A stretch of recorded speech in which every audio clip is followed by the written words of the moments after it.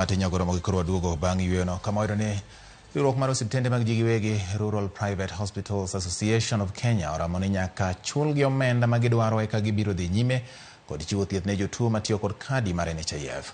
Ka otelnegi kod jakom margi Dr. Brian Lishenga gikoni piny owacho ni kod gopgi maromo bilion 22 kendo nyaka sani isiko ikonogi mana ni ibiro chulgi kapok ji odar kadhi e NHIF ma bende ichano chak tigo dwe mar 7 ma gikoni ok gibi tieko kendo koro nyaka sani winjo bed ni chak chulgi omenda go.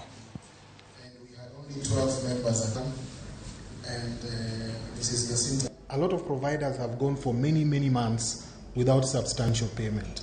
So what we as an association are asking for is some sort of immediate relief that is substantive. Now, immediate relief that is substantive may be 50%, maybe 60%. That is subject to our AGM this evening. And whatever resolution comes out of that, we will be happy to communicate to the authority and say, even as you negotiate and you talk to National Treasury on our behalf, really, this is really the minimum we can accept to alleviate the pressure that is there in the health system. We can expect it the way we expect the return of Christ.